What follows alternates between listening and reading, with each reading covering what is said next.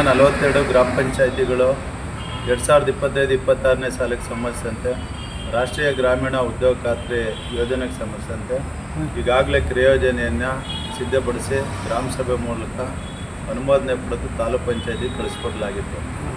ತಾಲೂಕು ಪಂಚಾಯಿತಿಯವರು ಜಿಲ್ಲಾ ಪಂಚಾಯತಿಗೆ ಏನು ಕಳಿಸ್ಕೊಟ್ಟಿದ್ರು ಅದನ್ನು ಯಾವುದೇ ರೀತಿಯಾದಂಥ ಆದೇಶ ಇಲ್ಲದೇ ಮತ್ತೆ ತಾಲೂಕು ಪಂಚಾಯತಿಯಿಂದ ಗ್ರಾಮ ಪಂಚಾಯಿತಿಗಳಿಗೆ ವಾಪಸ್ ಕಳಿಸಿ ಆ ಕ್ರಿಯೋಜನೆಯನ್ನು ರದ್ದುಪಡಿಸಿ ಮತ್ತೆ ಹೊಸ ಕ್ರಿಯೋಜನೆ ರಚನೆ ಮಾಡೋದಕ್ಕೆ ಜಿಲ್ಲಾ ಪಂಚಾಯಿತಿಯ ಸಿಇಒರವರು ಮೌಖಿಕ ಆದೇಶ ನೀಡಿ ಕಾರ್ಯನಿರ್ವಾಹಕ ಅಧಿಕಾರಿಗಳು ಗ್ರಾಮ ಪಂಚಾಯಿತಿ ಎಲ್ಲ ಪಿಡಿಒಗಳ ಮೇಲೆ ಒತ್ತಡ ಏರಿ ಅವ್ರ ಮೂಲಕನೇ ಯಾವುದೇ ಗ್ರಾಮ ಸಭೆ ವಾರ್ಡ್ ಪಂಚಾಯಿತಿಯ ಸಭೆಗಳಿಲ್ದೇ ಕ್ರಿಯೋಜನೆ ಸಿದ್ಧಪಡಿಸಿ ಅನುಮೋದನೆ ಕೈಗೊಂಡಿರ್ತಾರೆ.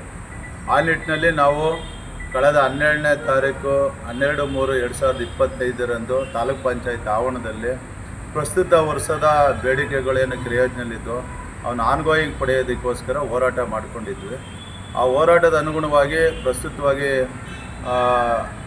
ಆಯುಕ್ತರು ನರೇಗಾ ಬೆಂಗಳೂರವರು ಒಂದು ಆದೇಶ ನೀಡಿದರು.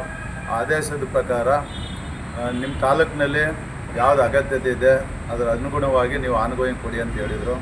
ಅದನ್ನು ತಾಲೂಕು ಪಂಚಾಯಿತಿಯವರು ತಾಲೂಕಿನ ಗ್ರಾಮ ಪಂಚಾಯಿತಿಗಳ ಮೂಲಕ ದಾಖಲಾತಿಗಳನ್ನು ಸಿದ್ಧಪಡಿಸಿ ಜಿಲ್ಲಾ ಪಂಚಾಯತಿಗೆ ತಗೊಂಡೋಗಿದ್ರು. ಆ ತಗೊಂಡೋದ್ರೂ ಕೂಡ ಯಾವುದೇ ರೀತಿಯಾದಂಥ ಅನುಮತಿ ನೀಡದೇ ಉದ್ದಟನ್ನು ತೋರಿ ಸಿಇಒ ಅವರು ಹಿಂಪಡೆದಿದ್ದಾರೆ.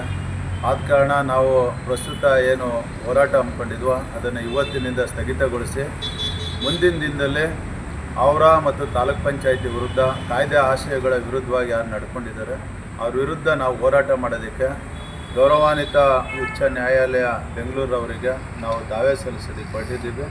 ಏನು ಈ ಪ್ರತಿಭಟನೆಯಲ್ಲಿ ಸಹಕರಿಸಿದ ಮದ್ದೂರು ತಾಲೂಕಿನ ಎಲ್ಲ